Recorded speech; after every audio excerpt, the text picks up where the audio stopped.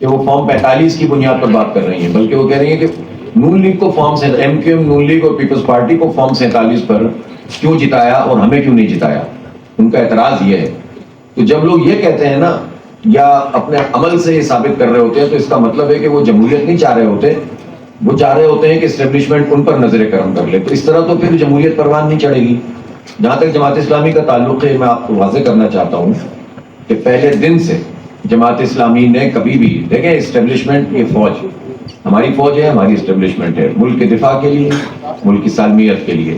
اس سے بات بھی ہوگی اور انٹریکشن بھی ہوگا، کولیبریشن بھی ہوگا. اور جیسا کہ 60 کی دہائی میں آپ لوگ اگر مطالعہ کرتے ہوں گے، یقیناً نہیں کرتے تو کرنا چاہیے، یہ 50s میں جب ماشاء اللہ لگا لیٹ 50s میں، تو وہ اس بہت ساری وجوہات میں سے ایک وجہ یہ بھی تھی کہ پاکستان کا کیپٹل کراچی تھا اور وہاں جماعت اسلامی نے سوئپ کیا تھا بلدیاتی الیکشن، اور وہ افورڈ نہیں کر سکتے تھے اس طرح کی منظم قوت جو ہے، وہ چیلنجنگ قوت، اس طرح نظریاتی قوت آگے بڑھے. پھر اس کے بعد مسلسل مولانا مودودی، اس سے پہلے ان کو ملٹری کورٹ سے ہی سزا ہوئی تھی، موت کی سزا ہوئی تھی، وہ بعد میں پھر تبدیل ہوئی تھی. پھر اس کے بعد جو ہے وہ سب کے ساتھ مل کر جد و جہد کی. محترمہ فاطمہ جناح کے ساتھ کھڑے ہوا، ایوب خان کا ساتھ نہیں دیا، یہ کریکٹر ہے نا جماعت کا. اور لیکن اس دوران میں جب 65 کی بار شروع ہوئی، ایوب خان صاحب نے کلمہ پڑھا، پوری قوم سے کہا کہ یار سارے اختلافات بلا کے آپ اس وقت ساتھ دیں، تو اس وقت مولانا مودودی رحمۃ اللہ علیہ نے کہا کہ اس وقت جو ہے وہ ہم سارے اختلاف اپنے بلا کر فوج کے ساتھ کھڑے ہوں گے. تو یہ کریکٹر ہے. صرف ایک پیریڈ ایسا تھا کہ جس میں ضیاء الحق صاحب نے جب ماشاء اللہ لگایا تو قومی اتحاد نے یہ فیصلہ کیا جس میں 9 جماعتیں شامل تھیں. انہوں نے یہ فیصلہ کیا کہ 90 دن میں اگر الیکشن کرانے تو ہم اس کابینہ کا حصہ بنتے ہیں.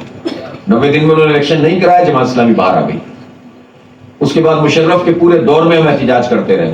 ایم ایم اے کی گورنمنٹ کے پی میں بنی تھی، وہ ہم ووٹوں سے بنی تھی، ہم نے بھیک میں نہیں مانگی تھی.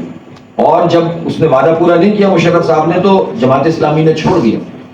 تو جماعت اسلامی کی پوری ہسٹری یہ ہے کہ ہم اسٹیبلشمنٹ کے ساتھ ملک کے دفاع، ملک کی سرحدوں کی حفاظت کے لیے انٹریکشن کریں گے بھی، کشمیر کے لیے کریں گے، افغانستان کے لیے کریں گے. جب اس وقت ایک مسئلہ تھا ہمیں تو کوئی پریشانی نہیں، مشرقی پاکستان تھا ہمارا ملک، ہم سے جا رہا تھا تو ہم نے قربانیاں دی. آسان کام نہیں تھا، جماعت اسلامی نے کی. مسلسل ہم نے آئی پی پیز کے اس مسئلے کے خلاف عوام میں موبلائزیشن پیدا کی. پھر انتخاب آیا تو ہم نے پورے انتخاب میں جو کچھ دھیان دیا، آپ نے دیکھا نا ہم نے کتنی اس پر بات کی ہے. خود جو اتنی بڑی دھاندلی ہوئی تو ظاہر ہے کہ ووٹ کس کو ملے، ووٹ یا پی ٹی آئی کو ملے یا مختلف جگہوں پر آپ نے دیکھا جماعت اسلامی کو ملے. میں نہیں کہتا پورے ملک میں بہت زیادہ، لیکن کراچی میں ملے، گوادر میں ملے، کے پی میں ملے، اور پنجاب کے بھی کچھ پاکٹس میں ہمیں زیادہ ووٹ ملے.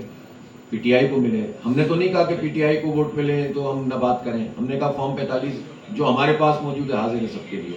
نون لیگ بھی اگر 45 پہ واقعی کبھی اس قابل ہو جائے اب کہ وہ جیت جائے تو ہم اس کے لیے بھی بات کریں گے. تو تقریباً فزل آؤٹ ہو گئے ہیں وہ، تو اب اتنے کھوکھلے ہو گئے کہ اب دوبارہ شاید بحال ہی نہیں ہو سکتا اب یہ نون لیگ کا فیکٹر. اور ایم کیو ایم جیسی پارٹی 5-5 ہزار ووٹ لے کے اس کو 50,000 کر دیا، جہاں 8,000 ووٹ تھے 1 لاکھ کر دیا. تو بات کس نے کی اس کے خلاف؟ ہم نے تو کی ہے. اور یہ جرت تو کسی میں بھی نہیں ہوئی نا کہ وہ یہ بات کریں کہ بھائی میں نہیں جیتا ہوں تو مجھے یہ لولی پاپ کے طور پر سیٹ مت دو. یہ تو میں نے واپس کی ہے، میری پارٹی نے مجھے یہ جو ہے وہ ہمت دی کہ میں نے کہا مجھے نہیں چاہیے سیٹ، اگر میں نے جیتا ہے اس کو آپ دیجئے، لیکن جو میں جیتا ہوں وہ تو مجھے دو. جو سیٹیں ہم جیتے ہیں وہ کھا جاؤ، اور آپ ایک سیٹ دے کر ہماری آواز بند کرو گے تو یہ تو نہیں ہوگا. تو ہم نے اس پورے نظام پر اور اس نظام کی گندگی پھیلانے والوں پر ان کے منہ پہ ماری ہے اپنی سیٹ، اور وہ بالکل بے نقاب کیا ہے. تو یہ کام تو کسی نے بھی نہیں کیا. کاش کے چند باضمیر لوگ کچھ پارٹیوں میں سے ہوتے جو یہ کام کرتے تو شاید یہ معاملات یہاں تک نہیں پہنچتے. تو ہم مسلسل فیلڈ میں موجود ہیں، مسلسل عوام سے کانٹیکٹ میں ہیں. لیکن ظاہر سی بات ہے یہ ایک لمبی لڑائی ہے، یہ 4 دن میں نہیں لڑی جائے گی. ہمیں کوئی بندوق لے کے گولیاں تھوڑی چلانی ہے، ہمیں لوگوں کو ساتھ ملانا ہے، مایوس نوجوانوں کو اپنے امید دلانی ہے. یہ بہت بڑا چیلنج ہے اس وقت. لوگ بچے ہمارے نوجوان اس ملک میں رہنا نہیں چاہ رہے ہیں.